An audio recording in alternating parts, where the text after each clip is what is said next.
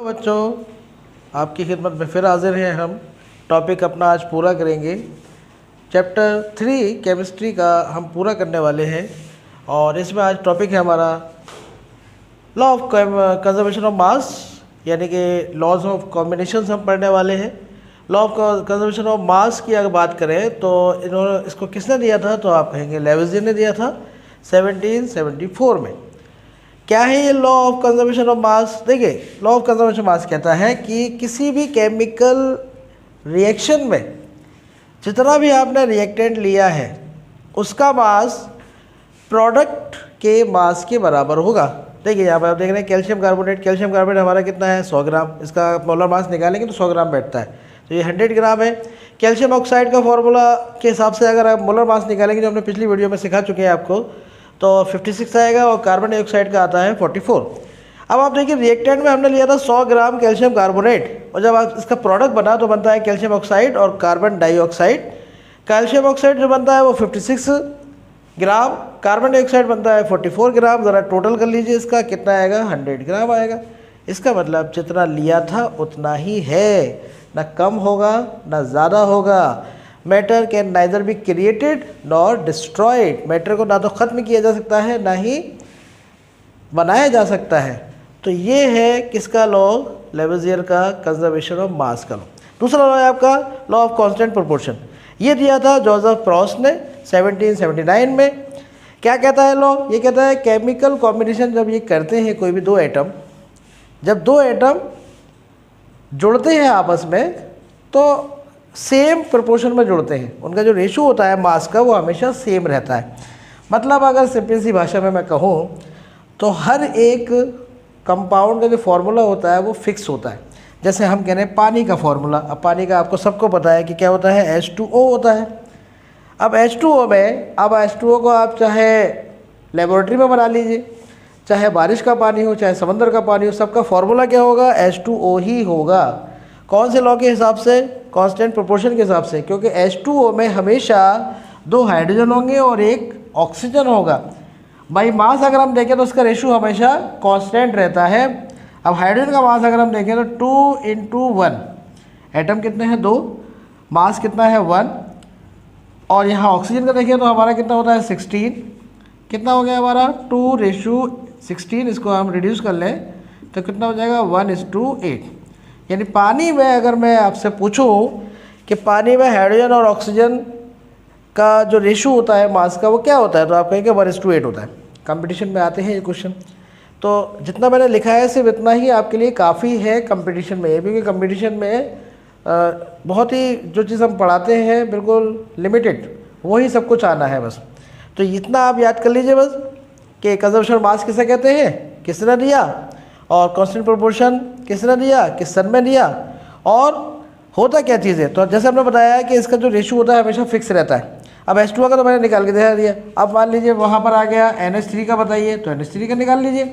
Nitrogen का कितना है, नाइट्रोजन का होता है मास 14, और हाइड्रोजन यहाँ पे कितना है 3 × 1, तो इसमें हो गया आपका 3। नाइट्रोजन, वो अमोनिया की अगर हम बात करें तो 14:3 हो जाता है। ऐसे ही मैं कोई सा भी निकाल सकता हूँ।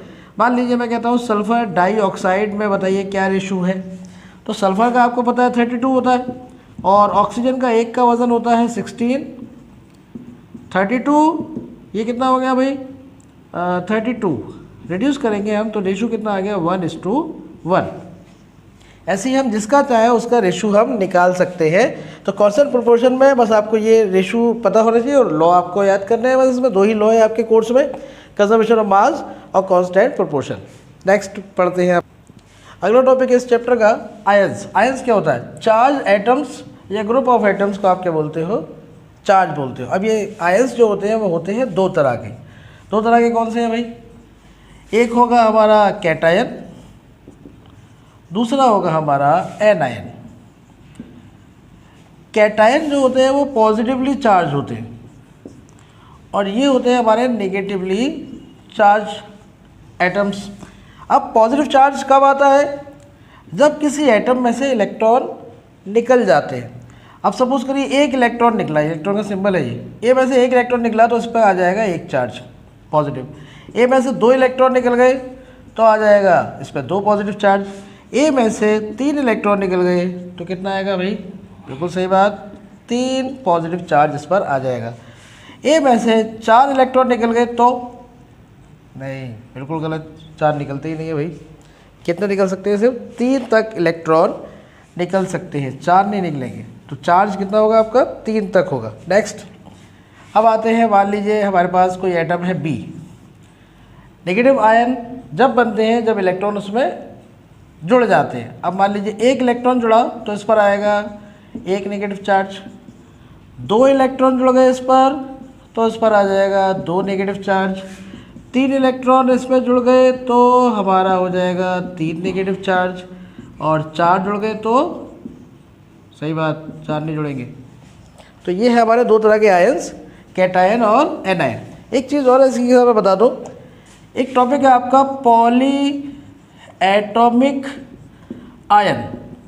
तो पॉली एटॉमिक आयन बिल्कुल सिंपल सी डेफिनेशन है, पॉली मानी होता है मैनी, ऐसा आयन जिसमें कई एटम हो और उस पर चार्ज हो, उसको हम क्या बोलते हैं, पॉली एटॉमिक आयन। एग्जाम्पल के तौर पे फॉस्फेट, फॉस्फेट पर आपको पता है कितना चार्ज होता है, 3 चार्ज होता है। सल्फेट, सल्फेट पर 2 चार्ज होता है। कार्बोनेट, कार्बोनेट पर 2 चार्ज होता है।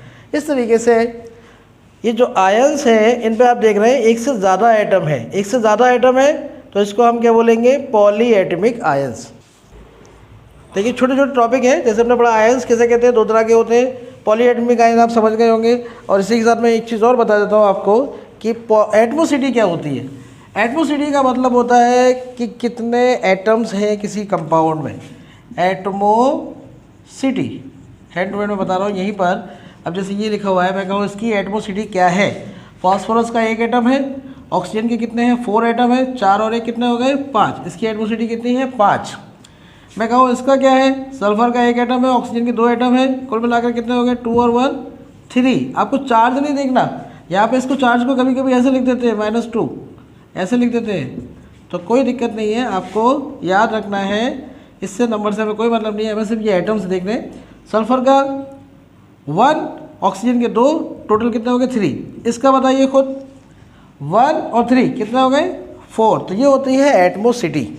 एक चीज़ और समझ लेते हैं, अगर 5 एटम्स है तो हमने लिख ही दिया कि कितने एटमोसिटी क्या होती है, 5 हो गई।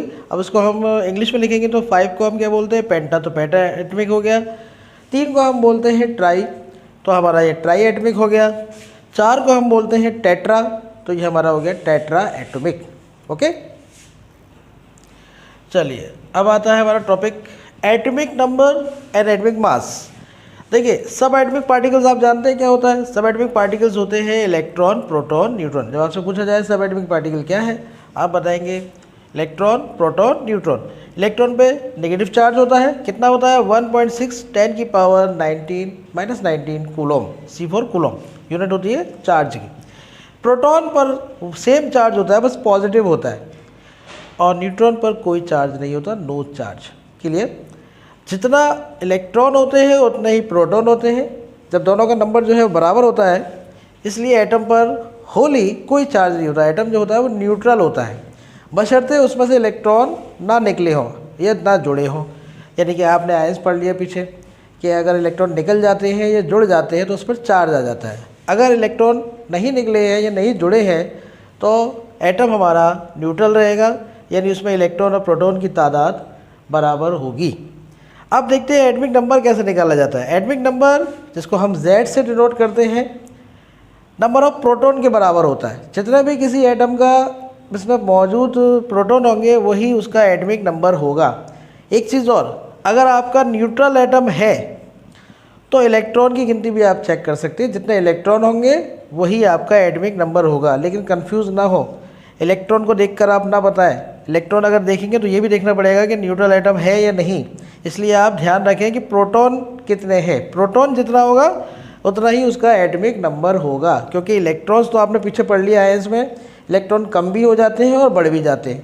तो इलेक्ट्रॉन को देखकर हम डायरेक्ट नहीं बता सकते कि एटॉमिक नंबर क्या होगा। अगर उस पर चार्ज है, किसी एटम पे अगर चार्ज लगा हुआ है तो उसमें इलेक्ट्रॉन हम नहीं देखेंगे, हम क्या देखेंगे उसमें कि प्रोटॉन कितने।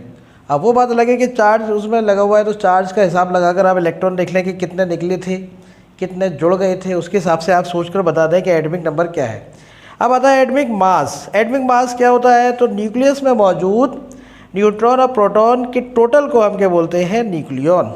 हमेशा याद रखिए, न्यूट्रॉन और प्रोटॉन पाए जाते हैं न्यूक्लियस में, और इलेक्ट्रॉन जो होते हैं वो घूमते रहते हैं शेल में, जैसे हमने इसमें दिखाया है, वीडियो में देखिए आप। इसमें न्यूक्लियस के अंदर जो है न्यूट्रॉन और प्रोटॉन है, और उसकी चारों ओर इलेक्ट्रॉन रिवॉल्व कर रहे हैं। तो सारा का सारा जो मास होता है एटम का, वो हमेशा याद रखिए न्यूक्लियस पर डिपेंड करता है। और न्यूक्लियस में होता क्या है? न्यूट्रॉन और प्रोटॉन, और उसकी जो शेल्स होती हैं, ऑर्बिट्स जो होती हैं, उसमें क्या घूमते रहते हैं? इलेक्ट्रॉन्स, नेगेटिवली चार्ज इलेक्ट्रॉन्स जो है वो घूमते रहते हैं सर्कुलर पाथ पर। तो एटॉमिक मास कैसे निकालेंगे? Neutron plus proton. अब न्यूट्रॉन प्लस प्रोटॉन को ही हम न्यूक्लियन भी कह देते हैं। कंफ्यूज रहते हैं बहुत से बच्चे, पता नहीं होता उनको। तो न्यूक्लियन अगर लिखा हुआ आ रहा है तो न्यूक्लियन का मतलब है न्यूट्रॉन प्लस प्रोटॉन। ओके, चलिए नेक्स्ट टॉपिक है हमारा कि किस तरीके से नंबर ऑफ प्रोटॉन निकालेंगे, किस तरीके से न्यूट्रॉन निकालेंगे। तो देखिए, जो भी एटम होता है, मान लीजिए हमने एक्स एटम है हमारा कोई, तो नीचे जो लिखा जाता है वो तो एटॉमिक नंबर होता है, और ऊपर जो लिखते हैं वो एटॉमिक मास होते हैं। अब वो इधर भी लिखा हो सकता है, कभी कभी इधर भी लिखा हो सकता है, उससे कोई फर्क नहीं पड़ता। ऊपर वाला मास होता है, नीचे वाला जो होता है वो आपका नंबर होता है। अब नंबर ऑफ प्रोटॉन निकालना है, तो देखिए नंबर ऑफ प्रोटॉन बराबर होते हैं नंबर ऑफ इलेक्ट्रॉन के, यानी कि एटॉमिक नंबर के बराबर होते हैं। तो समझ में आ गया आपके कि नंबर ऑफ प्रोटॉन बराबर होता है नंबर ऑफ इलेक्ट्रॉन के, यानी कि एटॉमिक नंबर के। जितना भी एटॉमिक नंबर होगा उतना ही इलेक्ट्रॉन होंगे, उतना ही प्रोटॉन होंगे। अब आ जाती है बात न्यूट्रॉन कैसे निकालें। बिल्कुल सिंपल है, मास में से आप नंबर को माइनस कर दीजिए बस। एटॉमिक मास में से एटॉमिक नंबर घटा दीजिए, क्या आ जाएगा आपका? नंबर ऑफ न्यूट्रॉन आ जाएगा। एग्जाम्पल करके देख लेते हैं। एक सोडियम का एटॉमिक नंबर होता है 11 और मास होता है 23। अब मैं कहूँ इसमें इलेक्ट्रॉन कितने हैं? कितना है एटॉमिक नंबर इसका? 11, तो 11 होगा इलेक्ट्रॉन। प्रोटॉन भी कितने हैं? 11। और नाइट्रोजन की बात करें, न्यूट्रॉन की बात करें तो 23 में से 11 गए, तो कितना बचते हैं हमारे पास? 12। ये हमारा हो गया न्यूट्रॉन। ऐसे ही आप इस पर आ जाइए। इलेक्ट्रॉन कितना है? 8। प्रोटॉन कितने हैं? वो भी 8। न्यूट्रॉन कितने होंगे? 16 - 8 = 8। इस तरीके से आप आराम से इलेक्ट्रॉन, प्रोटॉन और न्यूट्रॉन निकाल सकते हैं। चलिए, अब बहुत ही इंपॉर्टेंट टॉपिक जो है वो है हमारा फार्मूला कैसे बनते हैं। मैग्नीशियम ऑक्साइड का जैसे फार्मूला है, या बहुत सारे और दूसरे फार्मूले होते हैं। आप ये वीडियो देखेंगे तो इंशाल्लाह आपको एक एक चीज़ समझ में आएगी, और फार्मूले बनाना भी आप सीख जाएंगे, जो कि आगे तक काम में आने हैं। बहुत 11 में, 12th में, सब जगह ये काम में आते हैं कि फार्मूला एक्चुअल में होता क्या है और कैसे बनता है। तो मैग्नीशियम ऑक्साइड का हमें फार्मूला बनाना है कि होता क्या है। उसके लिए आपको सबसे पहले ये हमने जो टेबल दे रखी है, इस टेबल के चार्ज आपको याद करनी है, वैलेंसी याद करनी है। जैसे कि आपको नज़र आ रहा होगा कि सभी में एक है मोनोवैलेंट वाले हैं, फिर डाईवैलेंट वाले हैं, फिर ट्राईवैलेंट वाले।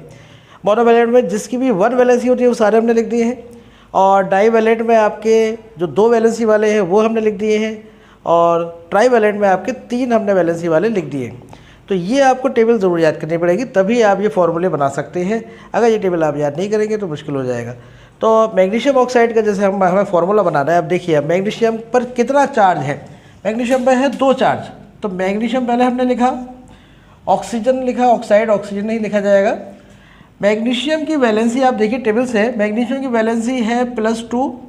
ऑक्सीजन की वैलेंसी आप देखिए, ये भी डाईवैलेंट है, तो ये भी 2 है। अब हम क्या करेंगे, इसको रिड्यूस कर लेंगे। 2 × 2 2 × 2 1 1। अब आप क्रॉस कर दीजिए बस, इसका मल्टीप्लाई इससे, इसका इससे। 1 कैसे हुआ? यानी कि Mg, और 1 का इससे हुआ तो O। यानी फार्मूला हमारा क्या बन गया? हमारा यह फार्मूला बन गया है MgO। ये क्या थी? इसकी वैलेंसी थी। वैलेंसी आप टेबल से याद करेंगे तब ये होगा। ओके, अब देखिए अगला है एग्जाम्पल हमारा सिल्वर ब्रोमाइड। अब सिल्वर Ag को कहते हैं, चांदी को, और ब्रोमाइड Br है। सिल्वर पे आप देख सकते हैं चार्ज कितना है? +1। ब्रोमाइड पर है आपका चार्ज 1। क्रॉस मल्टीप्लाई आपने करा तो क्या बन गया हमारा? Ag और Br। ये हो गया आपका फार्मूला। एक और देखिए एल्यूमिनियम। एल्यूमिनियम का सिंबल है हमारा Al, और सल्फेट का आप देख लीजिए कितना है हमारा? SO4। हमेशा याद रखिए, देखिए सल्फेट है, कंफ्यूज हो जाते हैं बच्चे। सल्फेट का जो फार्मूला होता है वो ये रहा, जो हमने लिखा है SO4। सल्फाइड होता है एक। अब सल्फाइड का जो होता है वो होता है SO3, और एक होता है सल्फाइड। ध्यान से इसको याद करिएगा, सल्फाइड का होता है सिर्फ S। तो फ़र्क में समझ में आ गया होगा आपके। SO4 SO3 S, SO4 क्या है? सल्फेट। SO3 क्या है आपका? सल्फाइड। और S क्या है आपका? सल्फाइड। तीनों पर ही निगेटिव के 2 चार्ज होते हैं। तो यहाँ पर एल्यूमिनियम की बात करें तो उस पर है, आप देख रहे हैं 3 चार्ज, और सल्फेट पर आप देख लीजिए, ध्यान देखिए, मिल गया, ठीक है, कितना है? 2 चार्ज। यानी कि वैलेंसी इनकी हमें पता चल गई, एक की है 2, एक की है 3। अब 3 का मल्टीप्लाई इससे कर लीजिए, 2 का इससे कर लीजिए, तो हमारा फॉर्मूला क्या बन जाएगा? Al2। और सल्फेट, अब बच्चे सोच में पड़ जाते हैं 3 कैसे लिखें? 3 ऐसे लिखें, गलत हो गया, पहले ब्रैकेट कर लीजिए इसको, SO4 3। ये आपका फॉर्मूला हो गया किसका? एल्युमिनियम सल्फेट का। ऐसे ही हम एल्युमिनियम सल्फाइड का बना सकते थे, एल्युमिनियम सल्फाइड का बना सकते थे, और भी जितने चाहे अपने फॉर्मूले बना सकते हैं, बशर्ते ये टेबल आपको याद हो। ओके, उम्मीद है ये आपको सारे टॉपिक समझ में आ गए होंगे। इसमें सारे हमारे टॉपिक ख़त्म हो गए हैं, पूरे कवर कर लिए हमने। अब आपको इंशाल्लाह कोई भी परेशानी नहीं होने वाली। तो हमारे इन वीडियोस को सब्सक्राइब करें, शेयर करें। जैसे कि आपको पता है सब्सक्राइब के कोई पैसे नहीं लगते।